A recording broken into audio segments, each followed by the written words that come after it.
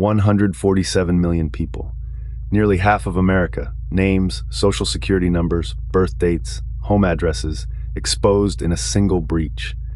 The company that exposed them was Equifax, keeper of the financial records of hundreds of millions. And the strangest part, the warning that could have prevented it had arrived months earlier and vanished into an outdated mailing list. The flaw it described was still wide open when attackers came knocking. They spent 76 days inside. 2 years later, Equifax agreed to pay up to $700 million for it. This is the story of how half a country got exposed, not by an unstoppable attack, but by a warning that never reached the right inbox. To understand why this mattered, you need to know what Equifax actually is. It is one of only 3 companies in the United States whose files help decide whether you can get a mortgage, rent an apartment, or land a job. You never asked to be in its files. You can't fire it, and in most cases, you can't opt out. Equifax collects your financial history and sells access to it to the banks, landlords, and employers who make the big decisions in your life for you. When Equifax works, you never think about it. You just get the loan, or you don't, for reasons decided somewhere else, in a file you didn't write. In September 2017, the company that quietly vouched for your financial identity announced that it had lost control of it. The door the attackers walked through had been standing open since early March, and the people who could have closed it didn't know. On March 10th, unidentified attackers quietly tested one of the company's public-facing servers, a portal built to let Americans dispute mistakes on their credit reports. They found it exposed, let themselves in just far enough to confirm they could, and took nothing. Then, beginning on May 13th, a sustained intrusion began.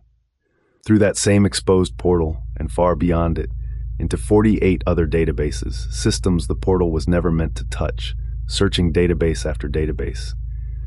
Investigators later counted roughly 9,000 separate queries run against Equifax's own systems, a portion of which returned personal data. It took Equifax 76 days to notice. When the company finally saw what was happening, on July 29, 2017, the question was no longer whether data was gone, it was how much. Why it took 76 days is a story of its own. We'll get there. 6 weeks later, on September 7th, Equifax told the world. The first estimate was 143 million Americans. And the number kept growing.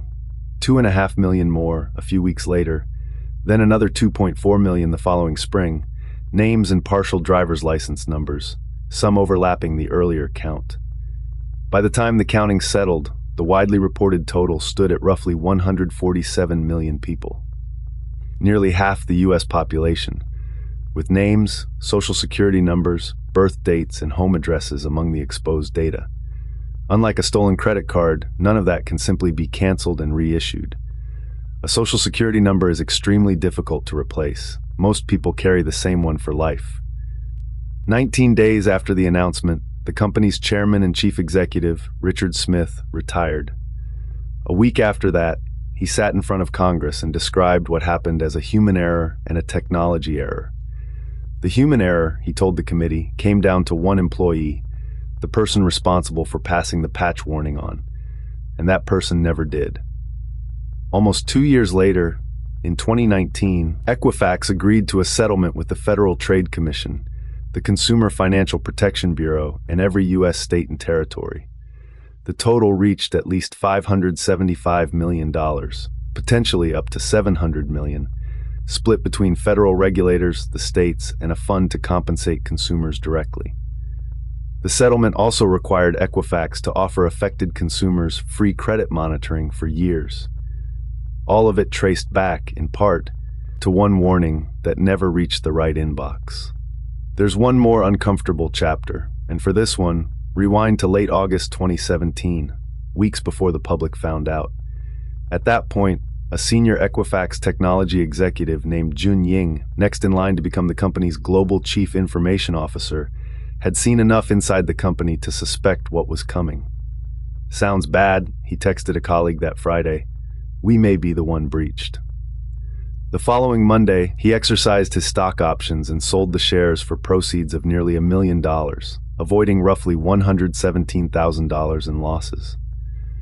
In 2019, he pleaded guilty to insider trading and was sentenced to 4 months in federal prison, plus restitution and a fine. He wasn't the only one. Another Equifax manager was separately convicted of trading on the breach. Ying was the more senior of the two. To understand how any of this was possible, go back to March 2017. How does the front door of one of the most sensitive companies in America stay open for 2 months? The strange part is that the flaw attackers walked through wasn't secret. In early March, the team behind a widely used piece of open-source web software found a serious weakness in it and published a fix for it that same day. The next day, the U.S. government cyber defense team sent Equifax a direct notice about that exact flaw.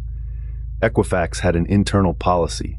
Patches like this were supposed to go out within 48 hours. The notice was forwarded to the list of engineers responsible for installing it. But according to Equifax's own account to federal investigators, that distribution list was out of date. The people who needed to see the warning never did. A week later, the company ran a scan built specifically to catch this exact weakness across its network. But the scan failed to flag the one public-facing portal still running the flawed software. The same dispute portal the attackers had already tested 5 days earlier. For the next 2 months, a fix the company already had sat unused, and the vulnerable portal stayed unpatched. In those 76 days, a big part of that answer comes down to one overlooked detail. Equifax did have a tool built to inspect encrypted traffic leaving its network for exactly this kind of theft. But that tool depended on a security certificate to do its job, and the certificate had quietly expired about 10 months earlier. Nobody had renewed it. For most of that year, the one system built to catch data leaving the building couldn't inspect the very traffic it was built to watch.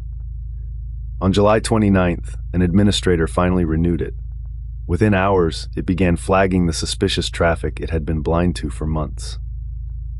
As for who was actually behind the keyboard, in February 2020, the U.S. Department of Justice announced indictments against 4 men it identified as members of the Chinese military's 54th Research Institute, accusing them of carrying out the intrusion as state-sponsored espionage.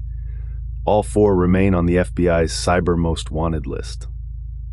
So here is the entry in the ledger. On one side, one warning that never reached the right inbox, one failed scan, and one expired certificate that nobody thought to renew. On the other, the personal data of 147 million people, up to $700 million in settlements, a resigned CEO, a convicted executive, and a lasting question mark hanging over nearly half the country.